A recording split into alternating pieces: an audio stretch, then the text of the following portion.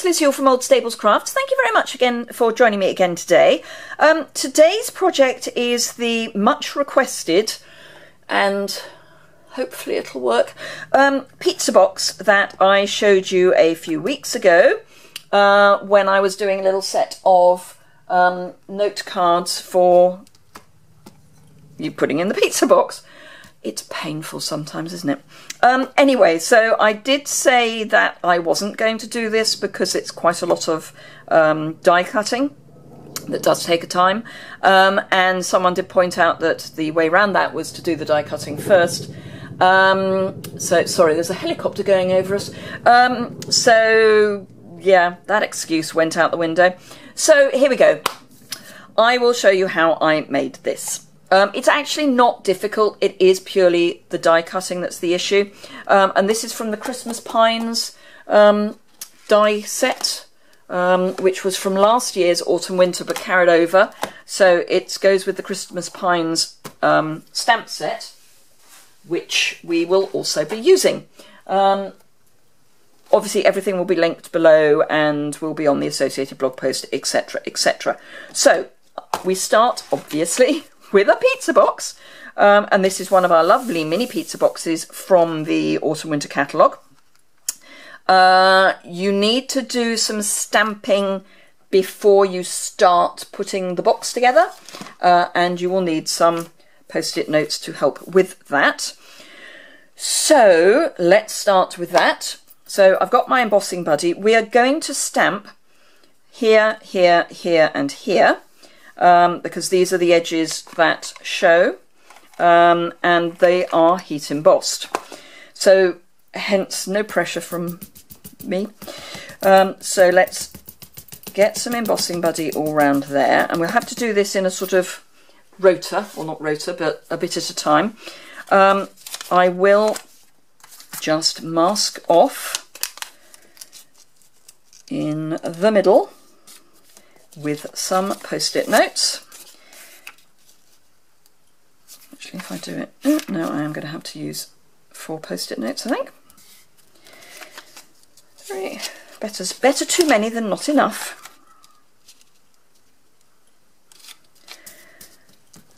It won't matter too much if it goes over the edges, but it's better if it doesn't. In fact, I'm going to need here as well. So anyone wondering why I wasn't going to do this yet? Okay, so let's bring in a piece of paper just to protect the background, and I'm going to use this more solid pine frond, this one. This is a well-loved set, you can tell, can't you? It needs a jolly good wash. It's had quite a lot of washes, but it could probably do with another wash. And all you need to do that, to clean that up, is pop it into some warm soapy water. So mount that up and get the sleeves rolled up a bit. So I've actually used both the gold and the copper embossing powder. And I will do so again, and because I'm going to be doing quite a lot of stamping, I will add the embossing powder as I go. So the key is really just to get as much of the image onto the area of the box as you can. Should I say I'm going to do it as I go? No, I am going to do it as I go. So I'll then take that off because I don't need that anymore. I've done all the embossing for that area, and I'm going to take the copper first. It could be copper or gold first, it doesn't actually matter, and just preferably without doing what I've just done, which is run it behind the embossing, behind the post-it note. Just add some copper embossing powder there, and then bring in the gold and add that. And at this point I can now do the next bit of stamping, because the the powder is in place. Just get rid of that. In fact, let's bring in I have a soft but firm brush that will just take some of the extra bits off. So, ink up my stamp again. And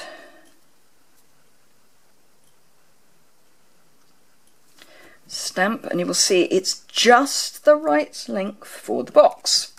It's almost as if I planned it. And again, some gold, sorry, some copper. Doesn't matter which order you do it in. You can do it all in one colour if you want, but there are occasions when it's nice to be a bit different. And it's Christmas, so we're going to be a bit different. That's that. Just clean that bit off. And I'm only doing that so that I don't end up with embossing powder on my ink pad by transferring it from the next image I've stamped. Now, I will just bring back in that post-it note just to cover that bit. It doesn't matter too much if it goes onto that front piece, because the front piece will be hidden. But let's go for what it should look like rather than getting away with. So that can come off. And again,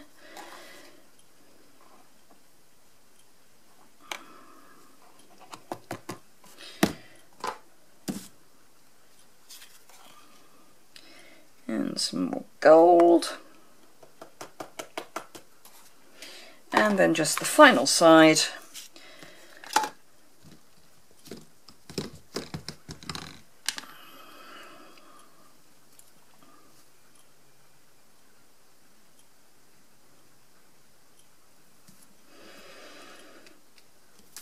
And there we go. So, say final side.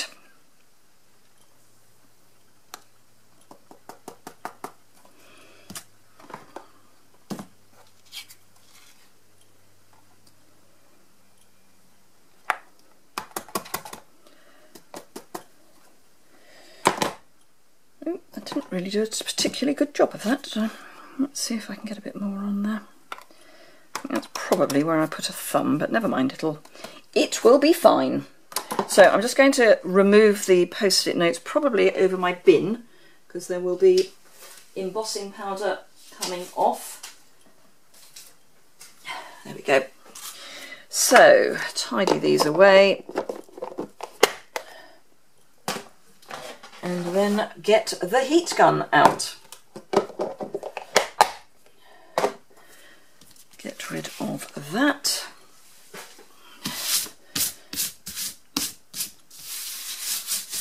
And that. Right, heat gun. So I'll just warm that up under my desk. And while I'm doing that, I will just very gently get rid of the bits that we don't want. Right. Ooh.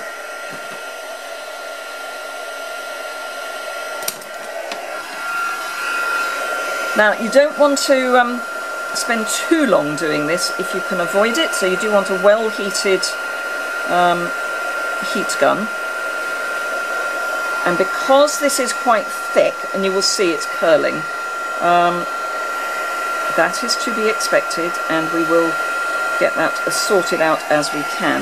Let's turn that around and do it from this way.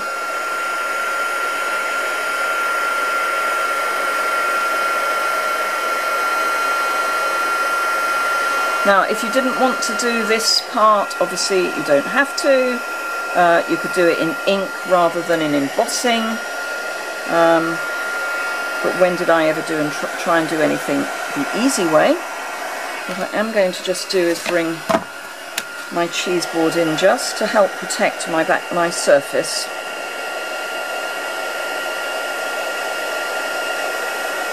But I do think it's a nice effect if you can be brave enough to give it a go,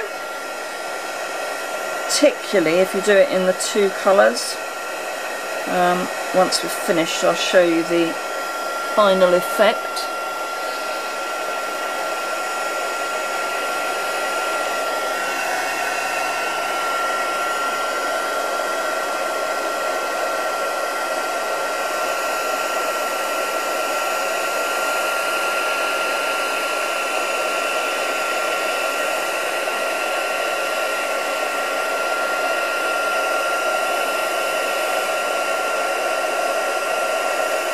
Silence, as they say, is golden. Right, I'm just going to add a bit of heat to the back and try and straighten everything out a bit, because it is all a bit curled. That's a bit better. Once that's all together, sorry about the noise, once that's all together it will help straighten it out. It is quite warm, do just be aware that it does take quite a while to cool down, but that, as you can see, I hope you've got that nice two-tone. So I'll pop that to one side just for the moment and show you what I've already pre-cut. Not least of all because I've just noticed I've not got a huge amount of battery left. So these are all the bits that I have pre-cut.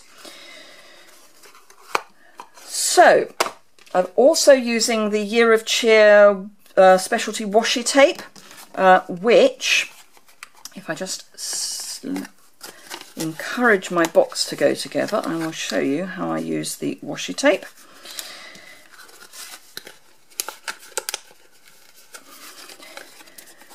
I would always, with the pizza boxes, whether you are embossing them or not, do all your creasing. Once you've done everything you want to do, just before you put your box together, crease everything really well, because they are quite robust.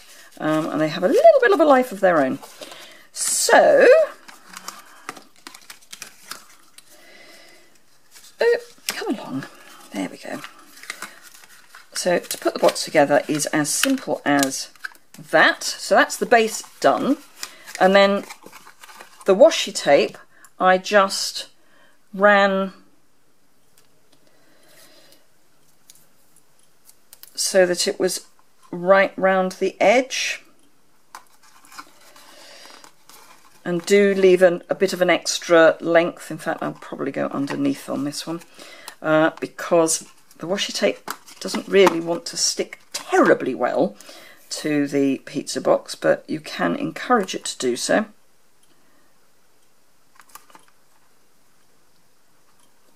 How's the battery going? We might be all right. Wouldn't really want to have to do this twice.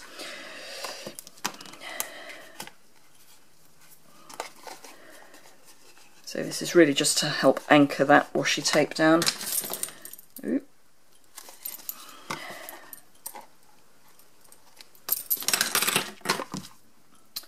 And then the last bits, which, if I was clever, of course, I would have put these bits down first, but I didn't. So there we go.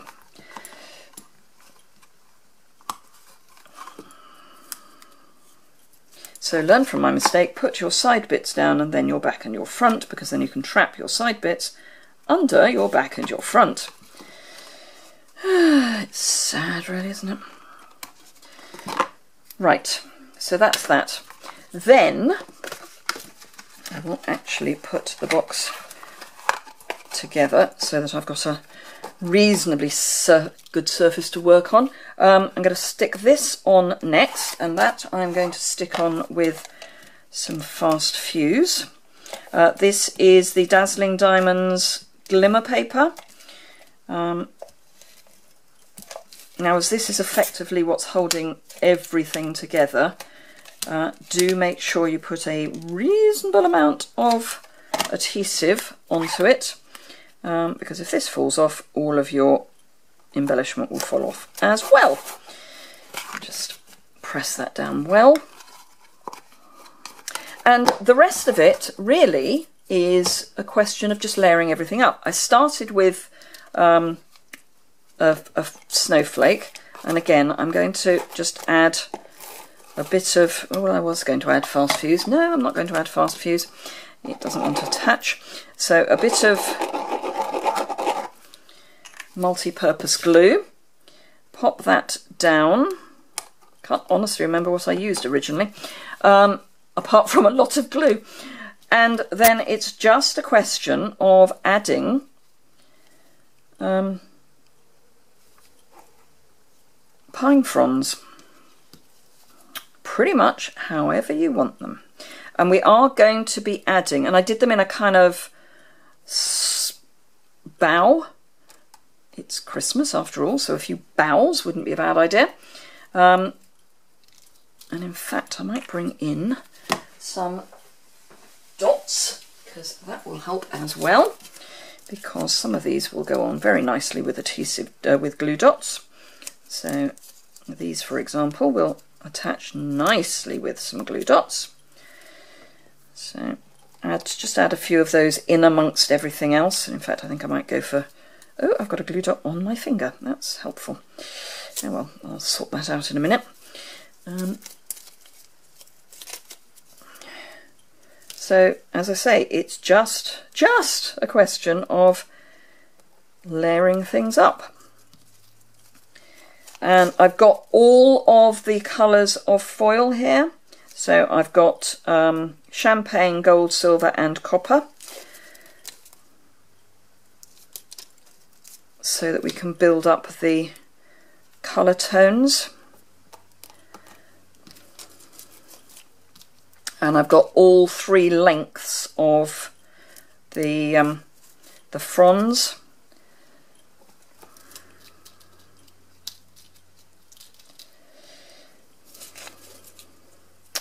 Having a glue dot stuck to your finger really isn't terribly useful, but there we go. Let's see if I can roll it off quickly and reasonably easily. Yes. And at this stage, don't worry that it looks messy. A lot of it's going to be covered up. In fact, most of it will be covered up.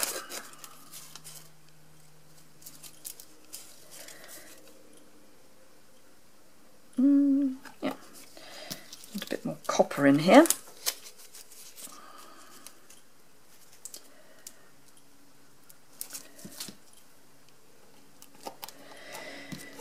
And the pine cones, if I can get my pine cones disentangled from my fronds, some of these I have actually cut with the glue on the back. The glue sheet on the back, so those are really easy to get together, and I've just curled them a bit to give them a bit of dimension.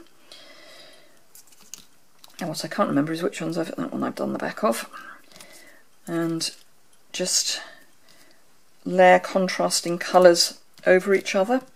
So did I put glue on the back of that? Yeah, yes, excellent.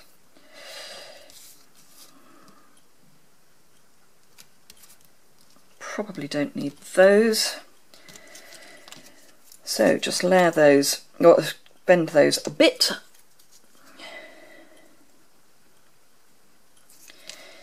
and get a few more of these in, just to add some more depth of colour.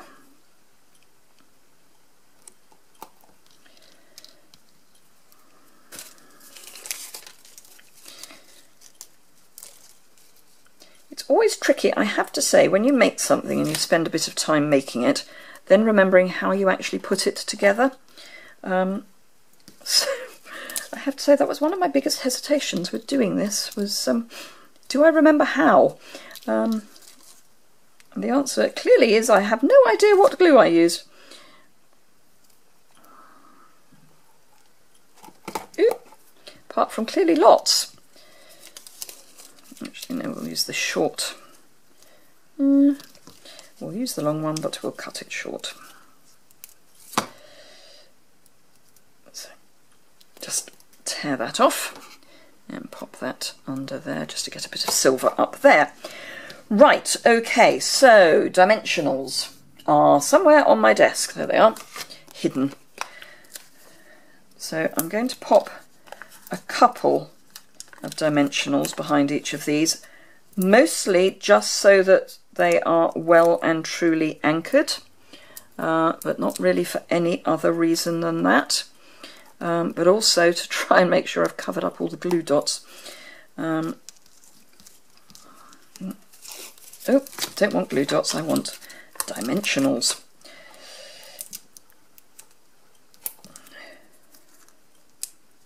How are we doing on battery? How are we doing on time? Gosh, 20 minutes. Oh, that's actually not too bad.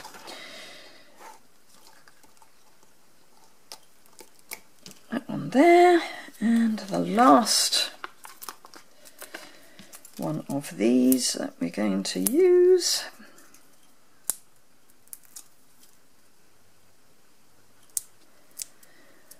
And come along.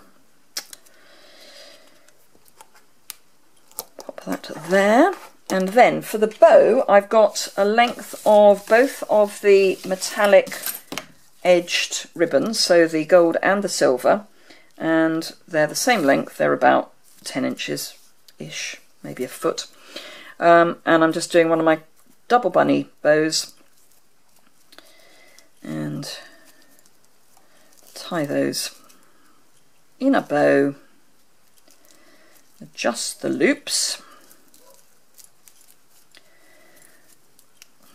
decide which you want as the front and which the back, and then just spread your loops and your tails. Try and get your loops going in the same direction, so if you've got the silver at the top one side, try and have it at the top the other side. It just looks more symmetrical. It's not so easy with the tails, and that again I'm going to attach with glue dots. 1, 2 and 3, and that's the front, so we'll attach that there and then just trim our ends so that they are pretty. That way, I think.